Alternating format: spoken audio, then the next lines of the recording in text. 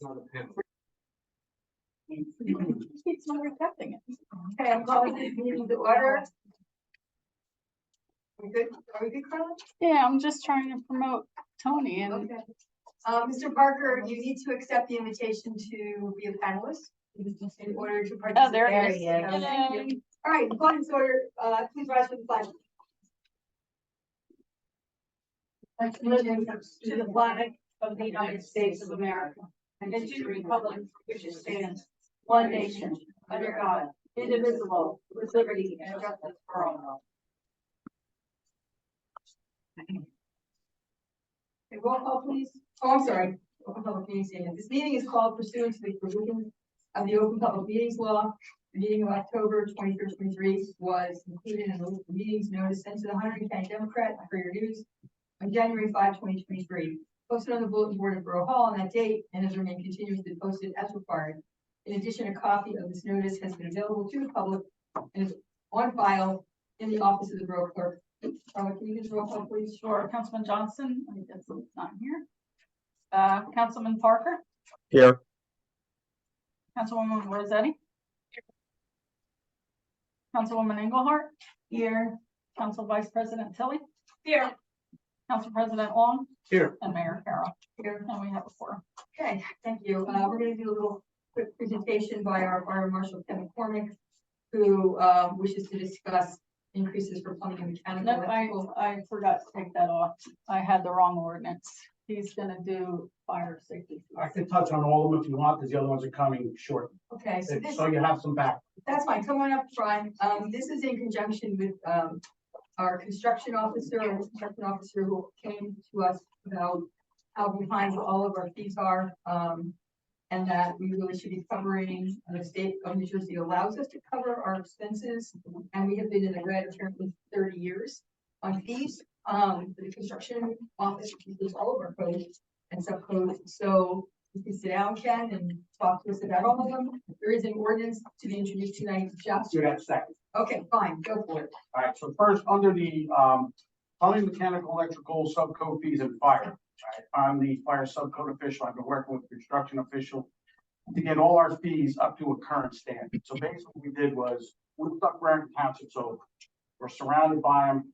They're middle of the range fees. So we adopted all their fees, which are now just waiting for the construction official to give them the final approval on, and they're gonna go to CARB. So there'll be no difference. After all the applications we get here, half of them are around township, we have to send them over there. So we're just trying to get it up in line. That office has been running in the red for years, it should be running in the red. We have a lot of extra inspections gonna be coming up, all these projects coming, and right now, all the subcode inspectors are part-time. 6 hours a week. Somebody, I'm here anyway. Somebody else, when they say, I did my 6 hours and who's paying me for the other 25 hours you want me this month? There's no money for that. So if we don't raise fees now to start collecting, when applications start coming in, or the tech cards come in, there's no money to pay the inspectors. So John agrees that, he did the building first, so you passed building codes. So now we're just gonna wrap the rest of the codes up, get them all presented to you, and you can decide if you want to raise the fees for the codes or not, and we'll go from there. But that's gonna be, once we get them to Carlo in the next, probably before the next meeting, you'll have that to get that done, hopefully prior to the end of the year. So you're saying they're gonna be the same as Raritan Township? Same, yep, same, we just sucked them over, we looked at them all, they're not, there's nothing that's crazy, fee wise, but that way they're the same. They surround us, we figured it was the easiest way, instead of trying to make up our own fees, it'll be the same as who's next to us. Anybody have any questions for them? How much I don't know off the top of your head, but how much of an increase? Off the top of my head, I don't know. We brought him over. I gave John a comparison side by side because that's his office. I'm like one of his inspectors in that office. So, I wasn't ready to speak on it, but I figured it's here. I'll give you a little heads up. It's coming, so you know Do you that. know the last time anything's were raised? I have no idea. Before I was ever here, I started in 2017, so I couldn't tell you when they were raised last. No idea. You've been here that long? Yeah. That was nice. Good on that one? Good on that one. All right, so the fees for my office. My office fees were probably raised 3 years ago. My office is currently running in the red. My office by law is not allowed to run in the red nor be funded by the borough. Okay, my funding is supposed to come from the businessmen and anybody who wants to do business in the borough. So hence, we need to raise our fees, get back up into the black. So we've done over all our fees, and I did like the mayor, so I did the track changes thing, even though I didn't know how to do it, figured it out. Congratulations. So we did make some other changes though to clarify some of our ordinances. And one of the big things we touched on was the owner's responsibility to make sure people that rent in their building actually register with our office. 4 weeks ago, we found 4 new businesses. Last week, we found 2 new businesses. And that's just us out doing other inspections. We're finding new businesses. We have no idea they're there. We don't know if they've gone through zoning, through planning. They're just popping up. And at that point, it's too late. We can't do anything to them besides do our inspection and make them register, so somewhere down the line, we need to find some way to do a combined zoning, planning ordinance that says, when you come to this town, you need to do X, Y, Z, period. I haven't found one online yet. Any town that delineates you before you do anything, you're going to zoning, and then you're going to planning, and then to the construction official. Well, that would be, correct me, that would be a continuing TCO ordinance where anybody who switches. The ones I found, Do a new, the ones I found, it's like this much of business and the rest goes into residential. yeah. We need the business end. We already have in our words the residential end, but the business end seems to fall through the cracks, and that's where we're having a problem, where we're finding new businesses constantly, and we don't know they're there. I mean, we found a new business in a building we thought was abandoned. The building's up to code, but we thought it was empty. And the guy's like, I've been here almost a year. I was like, okay, that's wrong, because, the fire chief, he thinks it's an abandoned building too, because he works for me. So, your tactics are different when you have an abandoned building, consider something that might be occupied. So that's one of the things we brought up in here to add, and it also adds a penalty on there if we catch them and they don't do it. So you've added language in your ordinance Yes, it's in red. for the CCO, okay. Another thing we added was, for smoke detector inspections. We just kept doing re-inspections if they failed for free, and I've had gone 6 and 7 times to the same place. You get one. I mean, it's spelled out in the directions what you need. If they call, we will walk them through it. If they call and say, can you come and help me try to figure this out, we will go. But once we do our inspection, if it fails, they get one more freebie, and then they're paying us what they paid the first time for us to come back. And then we added in here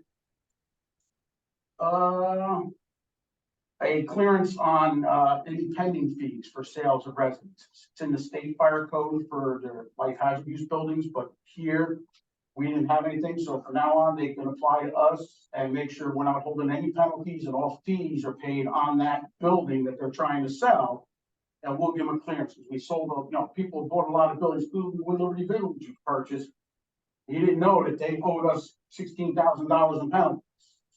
He knew before they closed, so he withheld that from whatever they do that, and we got our money. But otherwise, they would have made a sale, and they would have went to the new owner saying, you owe me 16 grand, it's in the state fire code. I want to put it in our ordinance too. So everything that sells commercial wise, we know that it's selling, we know who the new owners are going to be, and we make sure it's clear and nobody owes us any money.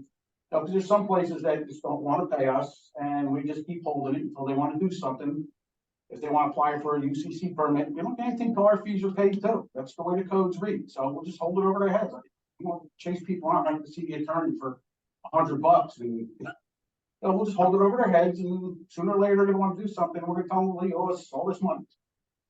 And that's all in state code. Well, the state code covers the life hazard use buildings. These are going to cover every building. So, But the state code says that we're not supposed to use municipal taxes to. yes, my office is designed to run on 0 tax dollars. That's how it's designed. That's why all monies that my office brings in is supposed to go back to my office. I'll tell you right now, there's another part of the code that says, as long as you give me a budget, that's what I get. So I don't want you to think I bring in $100,000. You say I got to give them $100,000. You know what my budget is, and that's what we ask for every year. I'm not saying, hey, I made X, you gotta give me X. Nope, I know there's 2 parts of the code, and I'll tell you that right up front. So as long as I have a budget and I can operate, we're good. But the budget I have right now, I'm in the red because the money I'm bringing in isn't there. So that's what we need to correct. And, we haven't raised our rates in probably 3 years. You know, it's time to catch up, you know, to the surrounding towns, and, you know, we took a mix of towns about our not square mileage size, our inspection size, and brought our fees up to those. You know, so we have 700 businesses in this town, I believe it is, around that area, as opposed to, you know, some other towns smaller than us have 200, you know, but other towns that are quite larger might have 600. You know, we have them packed in here, so. And then with all the construction going on, we're gonna have more. So, that's all I have. Anybody have any questions for Ken? I have a question. Go ahead. Yeah, so I just want to understand something. Are you saying that businesses are opening and you have no knowledge of the businesses opening? Did I hear that correctly? You heard that correct, sir. So how does, how do you feed into FCP, or how do you feel into tax assessment? Because that's a tax assessment issue as well, for businesses. So how do you guys all feed in to see who's open, what's open, and the whole bit? Does FCP feed into you and let you know things are going on? Do you guys let FCP know that you just found it? How does that work? There is no cross communication anywhere at this point, and that's what we've been trying to correct between construction office, my office, and trying to figure out who's supposed to be finding these people and who should be registering first, and let it run from there. You know, we need to identify them for safety issues and know who's in what building and they're allowed to be there. So this kind of goes back to my point that I have a pet peeve about, is that, you know, things are just going down and we're kicking a can down the road and nobody knows what, who, when, why, and where. We just need to tighten this up. So how do we get all you people together to come up with a plan on how this is going to be done? Because I think it warrants to have a meeting between all parties to say, this is our policy, this is our ordinance, this is our procedure, whatever the case may be. Here's how we'll feed into you. Here's how everyone's going to be on the same page. That's what we need. How do we make that happen? I think the biggest thing, like I touched on, was we actually write an ordinance that says from step 1 to step 15. You want to come to town, first thing you will do is fill out these X pages of application. It will go to zoning first.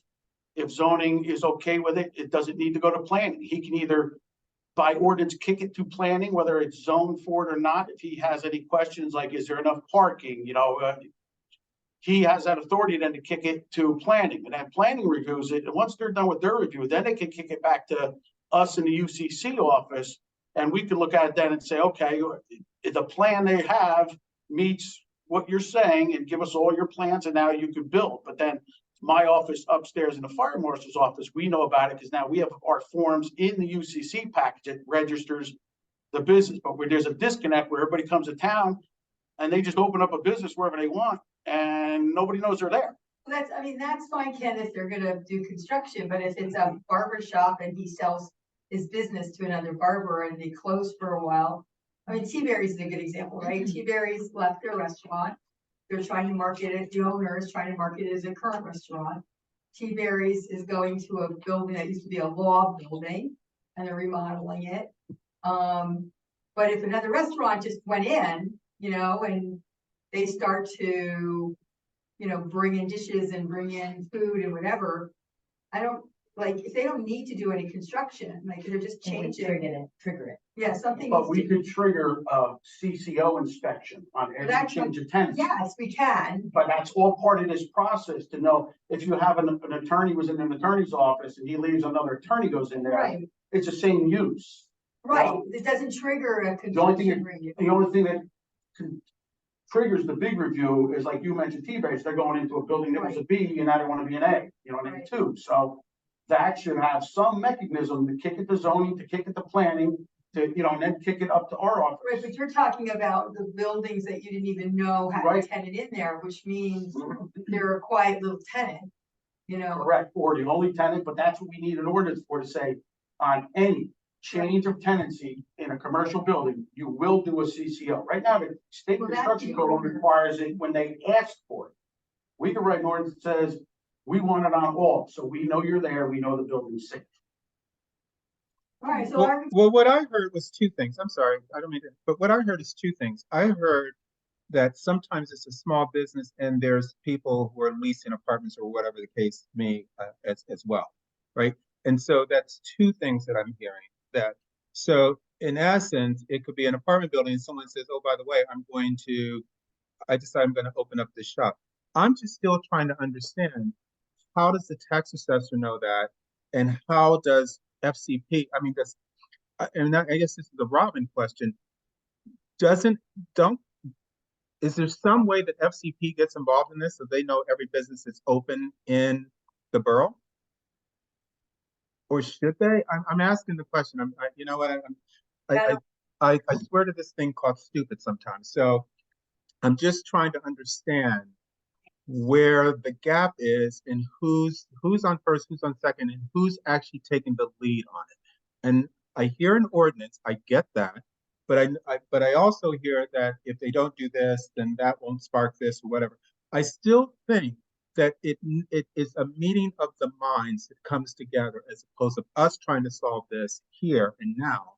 I think it's something that everybody needs to get to the table so everybody understands everybody's process, and then from there develop a process on how this is going to happen and who's going to be the one that triggers, and it flows through everybody. I think that's appropriate, Councilman, to do a meeting with the fire marshal, with the construction official, with Robin. Tonight it's really about his ordinance and increasing the fees. Does anybody have, can I just want to stick to that? And then we can talk about, we'll set up a meeting with everybody to talk about how to get, including our Right. attorney, do a CCO ordinance for us. So does anybody have an issue on his fees or a question directly on raising the fees?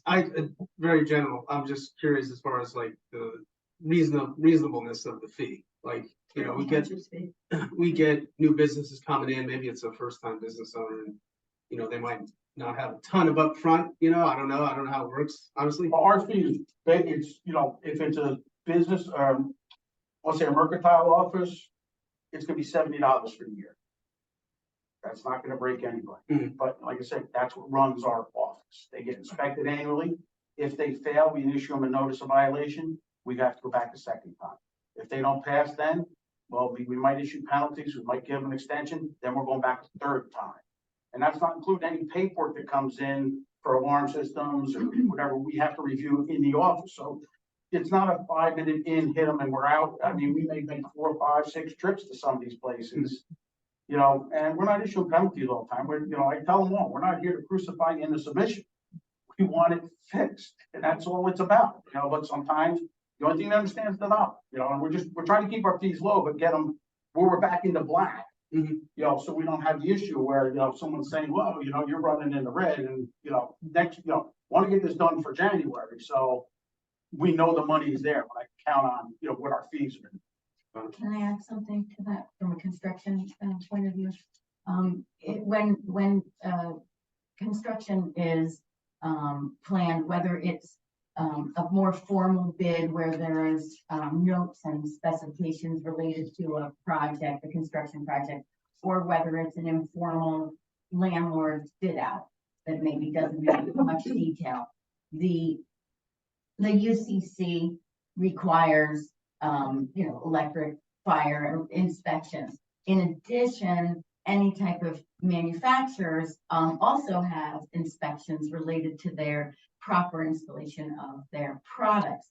So in a construction world, the way the specifications are written, there's actually a section that says, if you fail inspection, Mr. Contractor, the owner doesn't pay for it, you pay for it the second time around.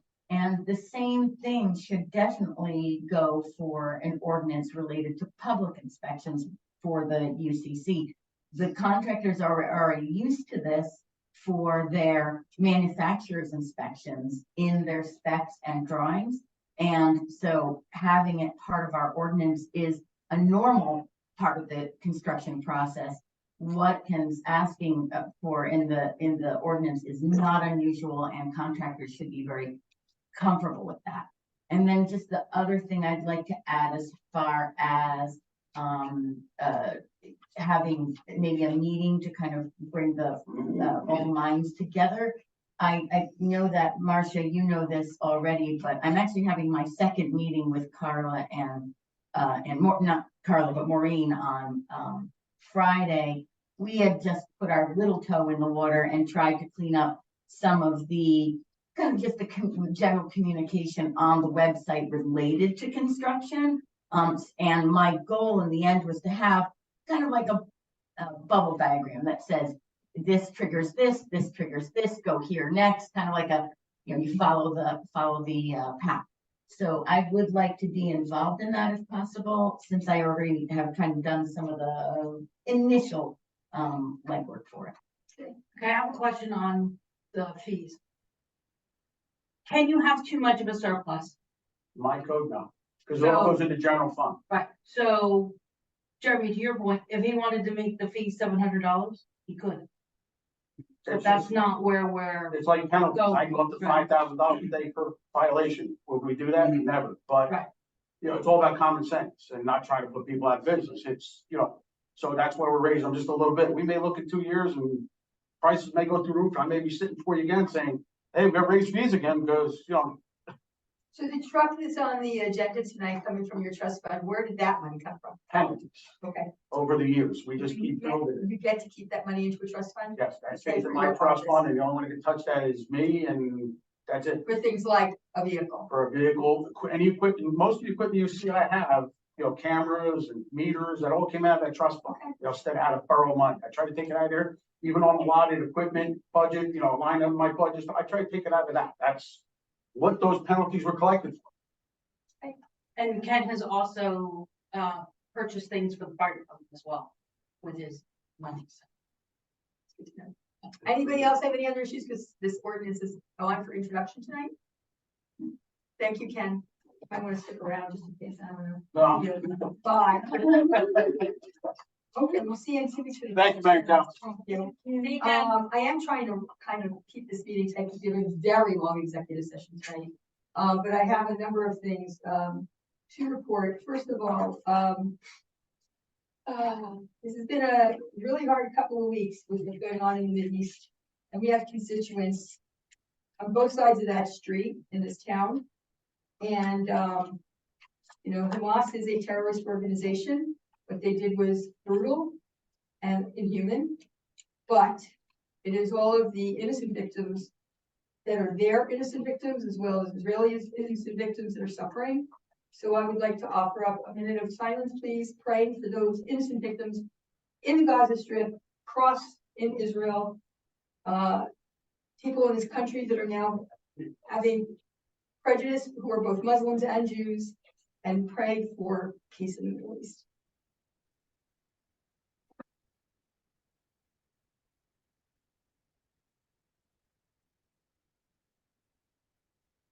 Thank you. I want to just comment on the street pavement that's going on now. Main Street is beautiful. We are going to have some other beautiful streets. I want to comment on the council's passing of a complete curb to curb ordinance this year. Streets that are not going to be paved curb to curb were done by Elizabethtown Gas when they cut open our streets prior to spring of 2023, before we had that ordinance in place. Under our old ordinance, opening up the street, Elizabethtown Gas only had a responsibility to fix wherever they cut. So there are going to be streets, unfortunately, that are only half paved, but wherever they cut after April of 2023, including Main Street and everything that's going to get done next year, and a bunch of side streets this year. Our new ordinance that the Borough Council passed requires full curb to curb paving. So that is a great thing, and it is why Main Street looks so fabulous. So I want to thank the council for approving that.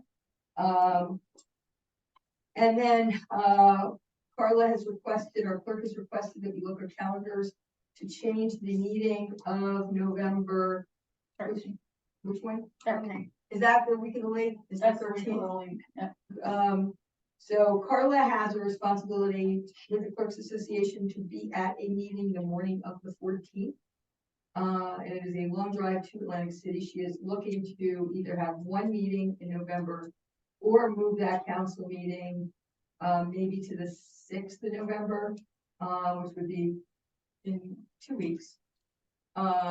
If people are free that night, what is the council's thoughts on this? Anybody have an objection in moving it to November 6th? Are you, I will not be on this. can you find us a substitute? Yeah, I can see. I'll try. We could try to keep the agenda light, but there is probably gonna be business to do, is my. What about, I mean, just thinking about Chris's calendar, what about the 20th instead? I'm not available the 20th. That's the night of the environmental commission in here. Okay. And plus, that's the week of. I'm sorry, you saying the 20th? Trying to accommodate I Chris. appreciate that. November is very difficult with the week. It always the is. week too. always So just one of those, probably the So hardest we- ones to have a meeting. We'd have one, we will opt to move to the 6th, and then what's the other one that, The 22nd. 27? Yeah. So we could try to do a light meeting on the 6th just to get some business done, Right, pay bills and pay things bills like and that. things like that, light. And then the ordinance is on the I 27th. think the 27th, yes, would be a heavier meeting. I think I would call in on the 27th. That's okay. I think I might be on. Councilwoman Rossetti and Councilman Parker, are you okay with November 6th? 6 works for me. Councilman Parker, Yeah, I think we can do that. Yeah. Vice President? Yes. Okay, so Chris, you'll take a look for a substitute for us. We're gonna officially move the 13th meeting back to the 6th of November. Thank you. You're welcome, Carla. 7 o'clock start, correct? 7 o'clock start and hopefully a relatively 8 o'clock end. Yeah, Carla and I are gonna work on keeping that as a really light agenda. 8 o'clock, and I like that one. Okay, the other thing that I have is, and this is not emergent, but, the police, let me do an update on the flow. First of all, the 26th is bid openings for Bloomfield Avenue, so that's scheduled. So I expect us on that November 6th date to make an award. I think probably, we'll probably be able to do an award for Bloomfield. The police department, new police building, processing center, bathrooms, HVAC system, that bid doc is with the Department of Corrections. I authorized to have it sent by FedEx so we can track it. They did receive it. They've acknowledged they've received it. They are reviewing a few changes that were made at the conference call 2.5 weeks ago. It was nothing major, but they needed to see all the pages, and there's a whole thing that we have to basically guarantee nothing's going to change, and if it's going to change, then they need to recertify. So we have not heard back as to when they're going to release those docs or if they're going to want any more changes, because they are really going through this now with a fine-tooth comb, knowing these are the bid docs. Once they sign off on it, they are ready to hit the street. And PS&S, at my request, sent in 2 proposals. One to do the bid management, and Bill Hance, our CFO, is on the line. So I don't know, Carla, if you want to invite him in so he can communicate with us. So one is on bid management and the other one is the construction management. So I forwarded him the document that I forwarded all of you, that I received late last week. And again, I apologize for not sending it out sooner. I didn't even look at it until this morning with what was going on in my personal life. Bill looked at them. He did opine to me, and he's online now. Hello, Bill. That Bill, what you said about to review the bids themselves, their price was, I think, $8,000 to look at all the bids.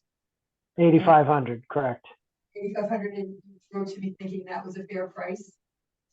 Yeah, because that involves them meeting with the bidders, in the pre-construction meeting, and for them to review the detailed bids once they come in and make sure everything is up to what they're looking for. So that sounds fair.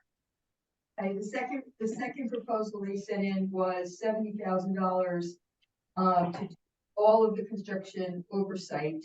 And Angela did reach out to me by phone, and then she also put it in her email at my request so that you all could see it too, is that they've had a lot of issues with contractors promising a certain quality or promising they were gonna actually follow the bid package with materials, and then they haven't been. So she said that this is a very tedious contract to manage because, you know, everything in this bid doc is the DOC, Department of Corrections, has been very specific about, you know, the valveless toilet and the eye wash station and the size of the gauge of the steel that's gonna wrap the walls in the basement and how much ventilation piping work has to be done for the HVAC system.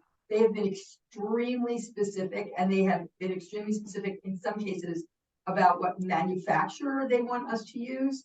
So, what did you think of that price, Bill? Because like right now, we have, you know, we were told months and months and months ago by the prior administrator that this was gonna not exceed $450,000.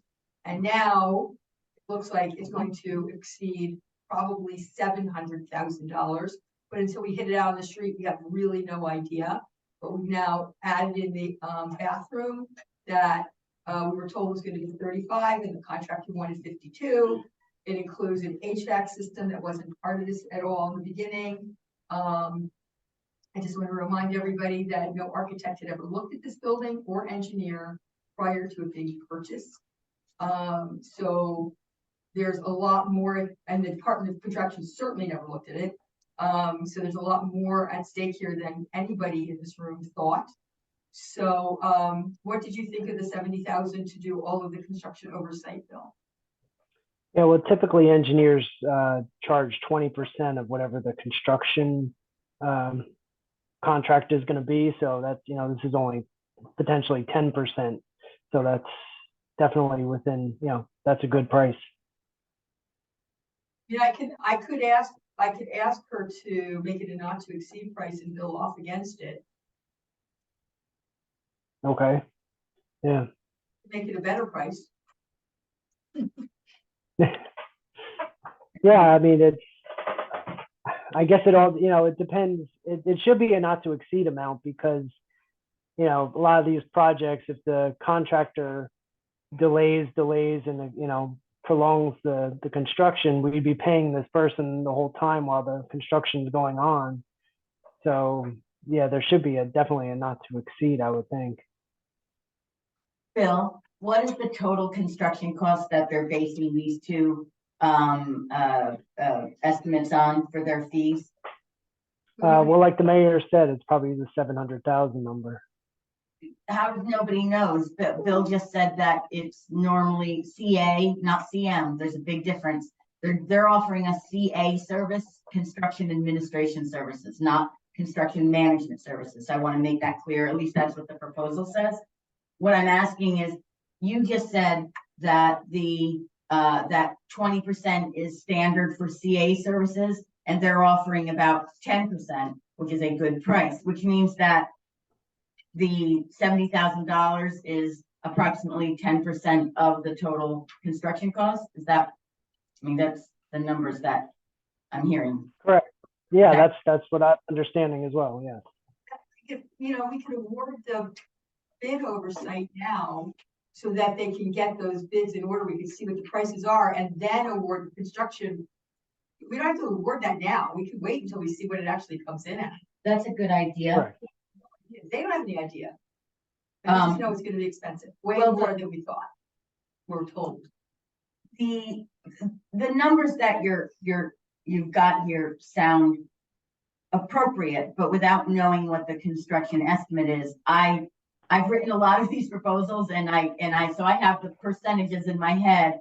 The 8,500 is, you know, typically the bid phase part of the management is typically obviously the, you know, 1 or 2% sometimes of the total construction cost. So I just want to understand, it's really hard for me to make a decision on this without the estimate of total construction cost, which is something that most architects can provide, that total estimate. And it is an estimate. I recognize that, but they come up with these numbers based on that estimate. So that I would really like to know. But more importantly, because this is a public bid and because it's a Department of Corrections project, like Marcia said, a lot of the manufacturers are very specific. There's a, but because it's a public bid, they must have 3 equal manufacturers. So to be honest with you, it's a little different than an open bid in that I don't necessarily, it's not that I'm questioning the architect's intentions, but I think the idea of having a not to exceed, specifically for the CA phase, might be a good idea, because I'll be frank with you, you're getting a submittal and it's either that or it's not. And especially if the Department of Corrections, like you said, are very specific as to what they want. It doesn't take a long time to review a submittal and say, this isn't it, and out you go, as opposed to reviewing more than 3 options and comparing to see if you're comparing this manufacturer is equal to this manufacturer. You're wanting to be comparing apples to apples. So I'm not saying that public bidding CA is any easier or harder than private bidding CA, but I am saying it's a little more straightforward. So I do think that, number one, I'd like to have a construction cost estimate to understand these fees are in line better. And number 2, yes, I do think there should be a not to exceed, but for that reason, not necessarily for overruns. That's on the $80,000 part, right? For the $70,000. Yeah, 70, that's Yes. okay. Can we spread that news on the agenda, because I'm not It's seeing on it? my mayor's report. Okay, I thought you said we would be awarding something. No, it's not. I mean, I'm just asking, like, I sent it to you guys today. Well, I don't think we, like, so, like I said, the DOC hasn't returned anything. You don't have to do this yet. Is that what you're saying? Well, I mean, if they returned it Thursday, They could he go has into an estimate bid to send phase. this out on Friday. Yeah, exactly. Yeah, I'd like to see that And- 8,500 get forward. Okay, so I would suggest that we do move forward on the bid doc so that we can move it as fast as possible, because they're estimating that this is a minimum of a 4-month project. So, yeah, that's what I said to her. She told me that. So I would suggest that the council move this to do the bid oversight, and we hold their management until we get those bids in. We can see what, because we don't even know if we have enough money to do this, honestly. So How are we moving it then? Are we gonna add a resolution, or we're just gonna give them a verbal to go ahead with it? Chris, what's that's the best way to do it. Can we just do a motion to enter into a contract to do the bid? Yes, and that's the measure. Yeah, I mean, they did send a contract, which I think you're on that. You Yes, I got see it. it. Mhm. I Um, only copied up the first 2 pages. let me take a look at it, Marcia. Okay, That I got late today, as you know. I'll give you my thoughts. okay. Why don't you look at it? We'll keep moving on, so that, We can keep moving on. we're gonna keep moving on, right? And you can get back to us when we get to like resolutions or something. Okay, that's the end of my mayor's report. Council member report, council president? Yeah, I only have a couple of things. I don't have a court or a police department report for you guys tonight. But I just wanted to mention a couple things. A couple weeks ago, I attended the Economic Summit, the Hunterdon County Economic Summit, I'm sorry, and it was really interesting and some really cool things that the county's doing that I think Flemington would benefit from as far as tourism and bringing people out here. Seeing a lot of people converting old farmhouses to, B&Bs and to wedding venues, and somehow goats are involved and yoga and all sorts of other interesting things. Yeah. So that's pretty cool. And our own, Robin Lapidus received an award for, this initiative, this really cool thing they did, train to wine country. Wine train, yeah. So that was nice to see. But yeah, that's it for me tonight. Yes. Council vice president? Alrighty, so I'm looking forward to the Halloween costume parade is Thursday from 5 to 8. And I'm hoping that the fire department's hot dog cart will be there. So if they are, look forward to support the fire department and eat lots of hot dogs. The candy assistance program info, now this program is for Flemington Borough residents only. Candy distribution will be this Sunday, 5 to 7, right here at Borough Hall. If you need to sign up, please go to the borough website, www.historicflemington.com. Click on the See All News, and then click on Trick or Treat Halloween Candy Assistance. You'll have to fill it out. Just make sure you bring your Flemington Borough ID with you here, so I can check it. And then I'm looking forward to attending the witch walk on Friday. There is a coffee with the cops at McDonald's On Thursday. on Thursday. It starts at 4:30. So FYI for that. And also on the 28th, it's National Take It Back Day, where you can bring all your drugs. Yeah. I assume our police department is doing that, right? I think they have a bin all the time. They do. Oh, do they? Yeah, as well as In the lobby. Yeah, the sheriff's, the county prosecutors Okay, do. great. Councilwoman Rossetti, do you have a report? Thank you, Mayor. As usual, a big thanks to Dave Giuliani for code enforcement. I've been in touch with him a couple times the last few weeks. He's been busy. Thank him for keeping up with the numerous issues around the borough. A reminder to property owners, you are responsible for sidewalks. I know he's been sending out lots of notices. We want to keep our sidewalks safe for everyone to move about town. Shade Tree, they had a meeting this month. One of their members will be attending a Shade Tree conference later this month. Also a reminder that permit is often required when taking down a tree. I know there was an issue recently in the borough where a large old tree was taken down without a permit. So just a reminder to everyone, please check if you need a permit to take down any trees. And also a big thank you to Kim for helping with their technical issues that night. Much appreciated.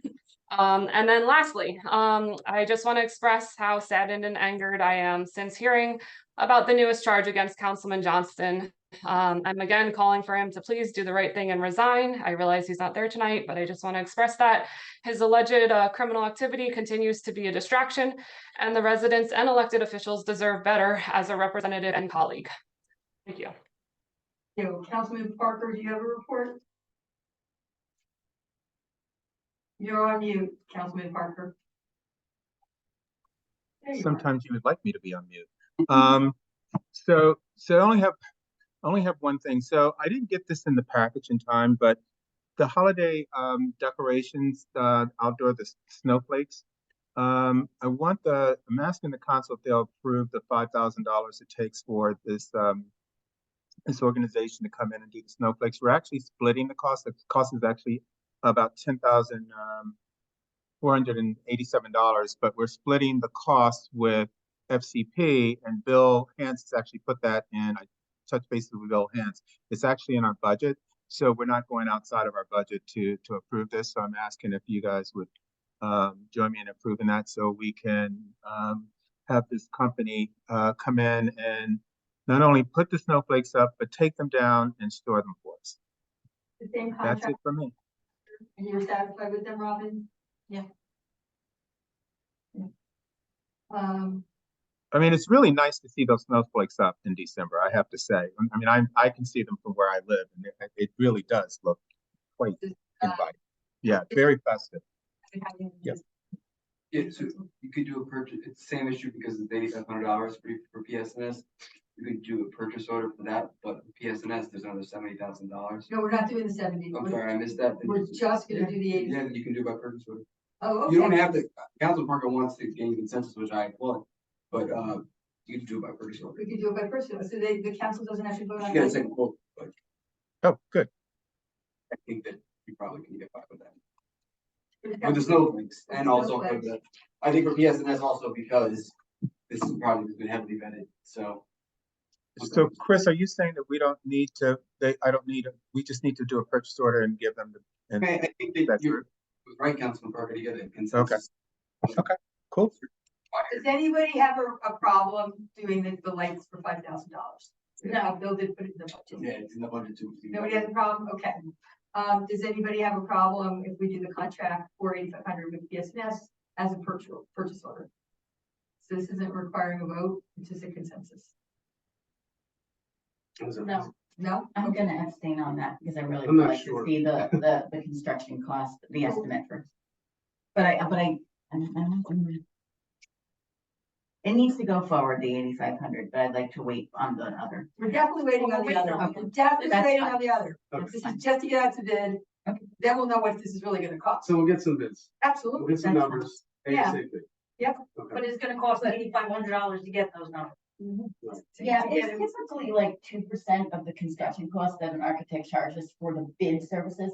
I guess my comment is if I see that the construction cost is not in those 2%, then I'm gonna hit the other number harder. Yeah. Okay, Got it. I wanna go on record with that. That's fine. I think that's fine. I think we all want to know what this is gonna cost. Mm.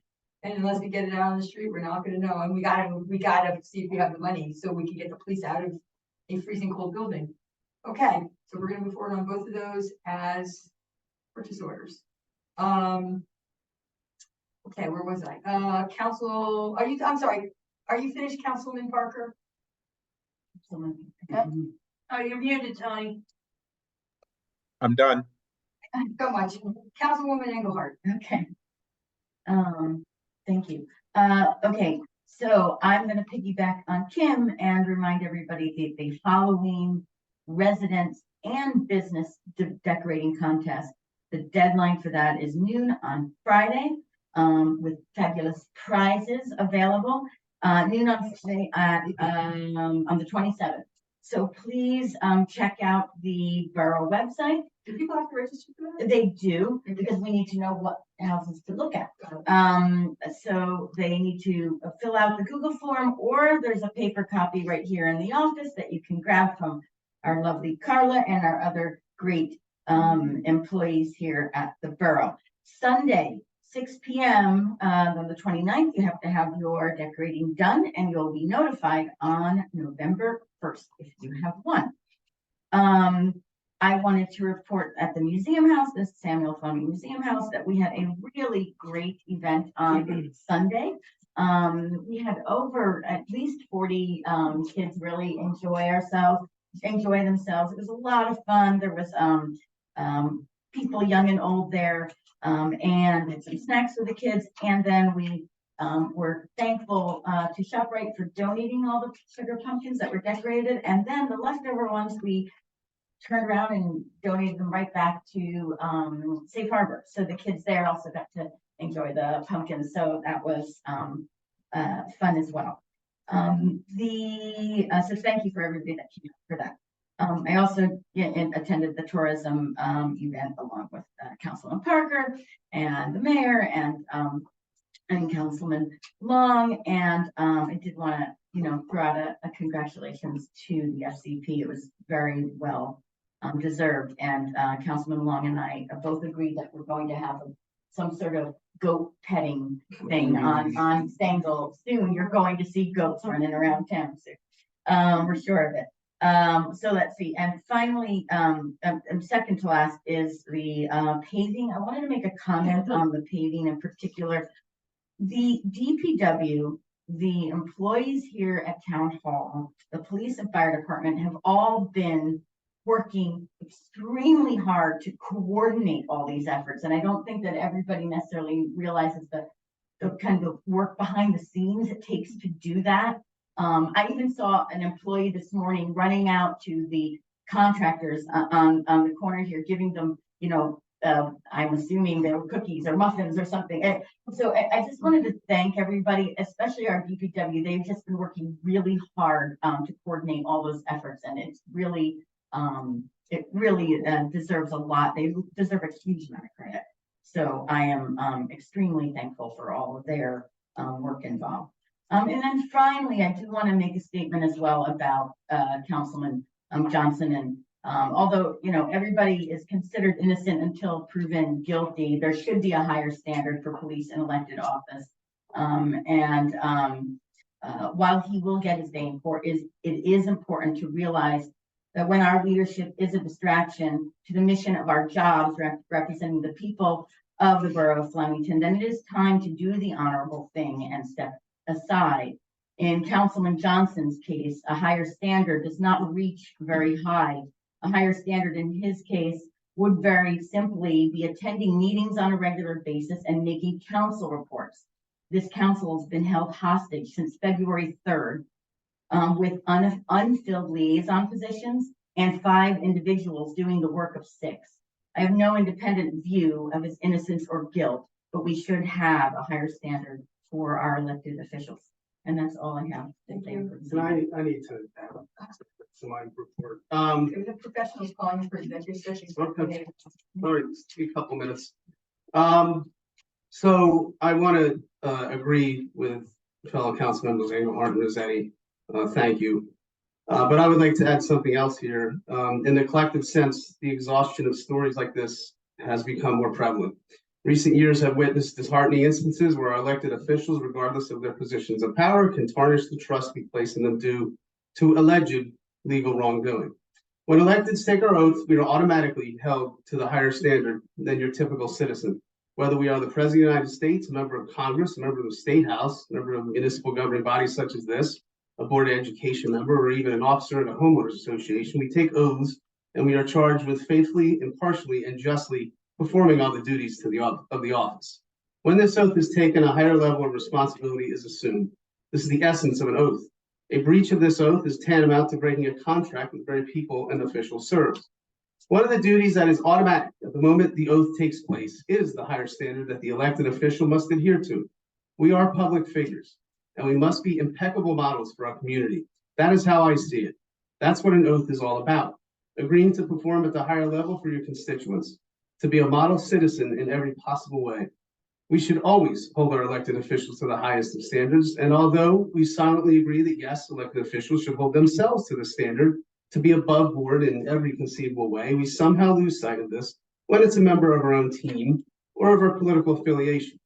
Whether they are a former president, a U.S. senator, or the many other recent examples of alleged legal malfeasance that you might be thinking of in your head right now, we must hold them accountable.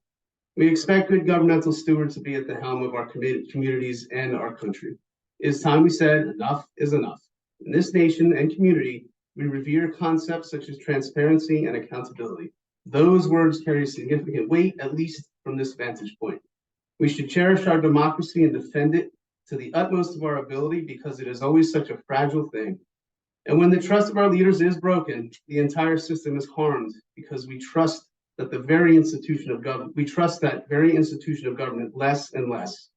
And this distrust, like a rot or a disease, grows and spreads over time. Any hope to keep democracy intact for our posterity falls victim to the ever-present and cynical impulse towards simply giving up on it altogether. We throw our hands up feeling dejected when yet again an elected official infringes upon that sacred compact. Our leaders must rise to the esteemed pedestal that their office stands upon. We must not give in to that impulse. We must hold all of our elected officials to the unspoken and agreed upon highest of standards, because that is what is required for a healthy government to prosper. We must presume this healthy governance at all levels and in all capacities. Anything less is utterly unacceptable. That's it. And I know you wanted to end on that, but I forgot that trick or treating is Tuesday, the 31st from 4 to 8. And it is Tuesday, the 31st from 4 to 8. Chris, you can do that. Okay, now opening us to public comment. I am limiting everybody to 3 minutes and holding that absolutely firm. So, come on up, Mr. Keeper.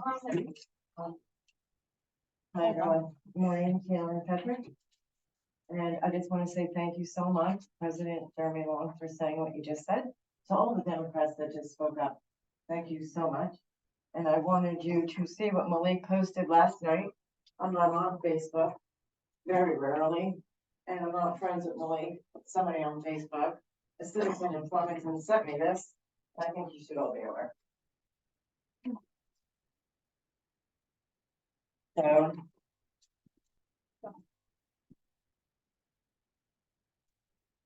This was all within an hour and a half that I got this, about 9 o'clock last night. And it's from his Facebook page where you could see him with the late Sheila Oliver up in the top corner. And so I just appreciate what you said. And I want to ask, is he still a council member here? Because he doesn't ever show up. He does get paid, right? I don't know what he drives, but I watch every time I leave my house because I don't trust him. And I, in my gut, believe 100% he doesn't live in the borough. So does he live in the borough? And is he a councilman? Because where is he? I don't get it. So I just want to end up on that note. In my heart, I don't think he lives here. Thank you. Thank you. Anybody else from the public? No, thank you so much, Robin. They Okay. covered it. Okay, thank you. You can probably just check. Oh, is there anything we can, no, there is not. Nope. Okay, we on screen. All right, approval of minutes, we've got, thank you. Regular session, executive session, I think that gets Carla all caught up. Can I have a motion to approve a July 24, 2023 regular session? Tilly will move. Is there a second? Engelhardt will second. All in favor? Aye. I feel like, and I forgot to review this. Was I absent? I think that was the one you were absent at. Okay. Does it say absent in the beginning? I think that was the one you were, you did miss one. No, I missed, yeah. You were probably on vacation. Okay, so I'll stay. Okay, It's safer. Yeah. Yes, if you don't remember, July 24, 2023 executive session. minutes. Tilly will move. Your second, Engelhardt will second. Oh, wait, I can't second that because I wasn't part of the entire session. you could. There is no rule about seconding or. Okay, that's fine. You can even vote on minutes that where you weren't at the meeting. There's no rule. Well, I was in attendance, but I think I had to leave early, but I will second. Thank you. All in favor? Aye. I should say, any Aye. opposed? yeah, Because that way my colleagues on the screen And, can say, give you a thumbs down, give you a thumbs up. You're in favor. Okay, thank you. Consent agenda. Is anybody looking to have anything removed off the consent agenda? Okay, can I have a motion to approve the consent agenda 1 through 5? Long move. I'm going to, Okay, so wait, so we're gonna remove for a No, we're not separate vote, removing. no, for separate vote, number 2, well, I can just, why can't I just abstain from number 2? because it's. So what- Yeah, she has to spell it out. It's fine. it's Yeah, okay. you shouldn't have. So we're gonna do a motion, one motion for resolutions 1, 3, 4, and 5. Can I have a motion? Long move. Is there a second? Engelhardt will second. Roll call vote, please. Councilman Parker, Yes. Councilwoman Rosetti, Yes. Councilwoman Engelhardt, Yes.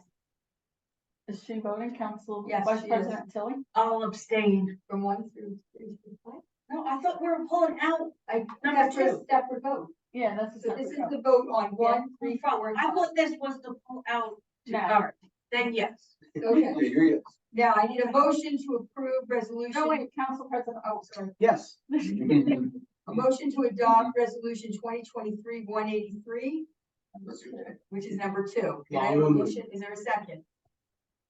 Engelhardt will second. Roll call, please. sure. Councilman Parker, Yes. Councilwoman Rosetti, Yes. Councilwoman Engelhardt, Yes. Council Vice President Tilly, then I'll abstain. and Council President. Hall. Yes. Great.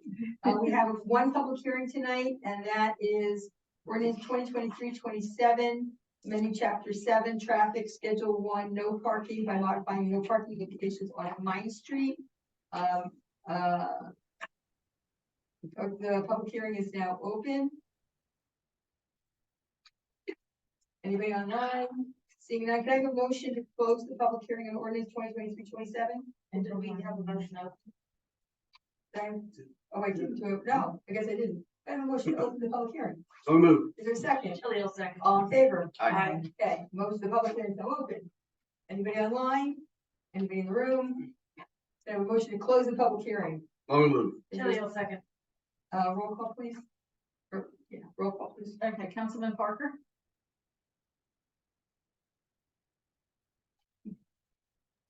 Yes. Councilwoman Rosetti, She said yes. oh, okay, Councilwoman Engelhardt, Yes. Council Vice President Tilly, Yes. and Council President Hall. Yes. Can I have a motion for ordinance 2023-27? Long move. Is there a second? Tilly will second. Any discussion?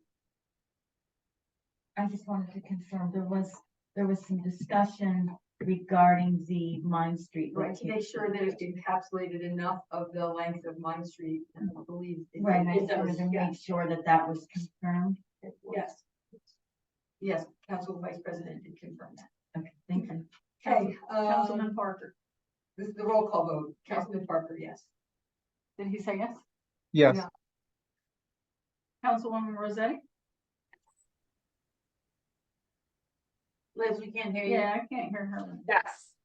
Councilwoman Engelhardt, Yes. Council Vice President Tilly? Yes. And Council President. Long. Yes, Thank you. Regular agenda resolution 2023-187, approving the hiring of Christopher Wilk as a per diem fire inspector. This is so if Ken, this is the special events. So if Ken is not available to do an inspection of, Stengel Road or whatever a special event is, then he has a substitute to back him up. Tilly will move. Is there a second? long second. Any discussion? Roll call, please. Councilman Parker, yes, Councilwoman Rosetti, Yes. Councilwoman Engelhardt, Yes. Council Vice President Tilly? Yes. And Council President Long. Yes, Resolution 2023-188, resolution to apply for grant for the police department. May I have a motion to approve? long move. Tilly will second. Any discussion? Roll call, please. Councilman Parker, yes, Councilwoman Rosetti, Yes. Councilwoman Engelhardt, Yes. Council Vice President Tilly? Yes. And Council President Long. Yes, Resolution 2023-189, resolution recognizing the month of November 2023 as Family Court Awareness Month in the Borough of Flemington. Can I have a motion to adopt? long will move. Is there a second? Tilly will second. Engelhardt, that's okay. Engelhardt will second. Uh, Thank you too. Susan. Any discussion? I would like to just say a few words since I was the one who asked for this to be on the agenda. I wanted to first thank the mayor and the council president for engaging this, for allowing this to be on the agenda to begin with. Many states and counties and towns across the country have issued a similar proclamation declaring November as Family Court Awareness Month. And it's extremely important to the victims knowing that they are heard and recognized, the magnitude of domestic abuse, and more importantly, how domestic abuse tends to roll directly into the family court system is the reason for this proclamation. Specifically, it was piggybacking October, which we just last Thursday had a candlelight vigil over at the new county courthouse, is what I call it, recognizing domestic violence month. And this particular resolution is to recognize that after divorce, very often children that are sexually, mentally, and physically abused are forced by the courts to have unsupervised visits with their own abusers. And so there is a movement across the country to encourage awareness of this. And we're going to, specifically, we have multiple non-for-profits in town here that really focus on this type of work. I want to recognize them, and we'll be having some sort of event during the month of November to bring awareness of the facilities and services these non-for-profits locally provide to our local residents here. Thank you. You're welcome. Thank you. Ordinance, oh, wait, Did we? what? No. Oh, no, I'm sorry, we can roll call. Oh, wait, Councilman Parker, yes, Councilwoman Rosetti, Yes. Councilwoman Engelhardt, Yes. Council Vice President Tilly? Yes. And Council President. Yes, Thank you. We have 4 ordinances for introduction tonight. You want to do the public hearing, Wayne Carlos? Like the second meeting or? Yeah, it's getting in the paper, Okay, so so November, what, 28th, is that right? yeah, I mean, it was- 27. I mean, it was always on your calendar anyways. The 27th, so, okay. yeah. All right, so, the first one is ordinance 2023-28, ordinance amending chapter 4 entitled licensing general to reformat and amend the schedule of various licensing fees within the borough of Flemington. This is an ordinance requested by our clerk also to raise fees that have not been adjusted in years. Can I have a motion to introduce? Tilly will move. Is there a second? long second. Roll call, please. Councilman Parker, yes, Councilwoman Rosetti, Councilwoman Engelhardt, Yes. Council Vice President Tilly. Yes. And Council President Wong. Yes. Okay, public hearing will be on the 27th of November. The next one is ordinance 23-29, ordinance amending chapter 6 entitled Animals to amend the schedule of cat and dog licensing fees within the borough of Flemington, another one requested by our clerk, Tilly probably move. 20 years. You're not making Engelhardt, a second. Okay, Uh, Tilly and Engelhardt? yes, Mhm. roll call, please. Sure. Councilman Parker, Yes. Councilwoman Rosetti. Councilwoman Engelhardt, Yes. Council Vice President Tilly. Yes. And Council President Wong. Yes. Great, public hearing will be scheduled for November 27th. Ordinance 2023-30, an ordinance amending chapter 7, traffic, schedule 1, no parking, and schedule 15, parking permits by adding a resident parking permitted area during certain hours on the north side of Catner Street. This was held because, our attorney thought that it should include the exact number of square feet. This is going to. That's where the linear, Linear feet, sorry. but that's, I think, for consistency with the ordinance, while we certainly Yeah. support it, I think that that's how it's elsewhere in your ordinance. Right. Yeah, so. Can I have a motion to, introduce Well, for a second? Engelhardt, second. This puts parking spaces back on Catner for public use and not just the Justice Complex. Roll call, please. Or Councilman Parker, Yes. Councilwoman Rosetti. Councilwoman Engelhardt, Yes. Council Vice President Tilly, Yes. and Council President Wong. yes. The public hearing will be November 27th. And finally, ordinance 2023-31, an ordinance amending chapter 8 of the Borough Code for the establishment of new fees. This is the fee schedule that, Fire Marshal Ken presented for the Fire Marshal's office only. Tilly move. Is there a second? Hold on a second. Roll call, please. Councilman Parker, Yes. Councilwoman Rosetti. Councilwoman Engelhardt, Yes. Council Vice President Tilly, Yes. and Council President Wong. Yes. Public hearing also will be scheduled for November 27th. Thank you. We don't have a work session tonight, public comment session number 2. Anybody online? Anybody in the room? Seeing none, payment of bills, authorizing payment of bills in the amount of $3,240,835.73. Can I have a motion, please? Tilly move. Is there a second? Hold on a second. Roll call, please. Councilman Parker, Yes. Rosetti. Councilwoman Engelhardt, Yes. Council Vice President Tilly. Yes. And Council President Wong. Yes. Great. Can I have a motion to go into executive session for the purposes of legal DEP Shield settlement agreement, contract negotiations with the Village Pilot with New Financial and Jim Fearon. I'm sorry, NW Financial, and contract negotiations updated on Liberty Village, Cardinal Pativa, and Well 12, which is the well proposed to put over at the golf range on Route 12. Tilly move. Is there a second? Hold on a second. All in favor? Aye. Great, thank you so much. We'll take a 5 or so minute break on this meeting. Jimmy Fearon is here. You're ready. After coming. Oh, wait. Okay, Long move. Is there a second to adjourn? Tilly, I'll second. All in favor? Aye. Sweet dreams, Kim. And Jeremy, he's gotta get up early too.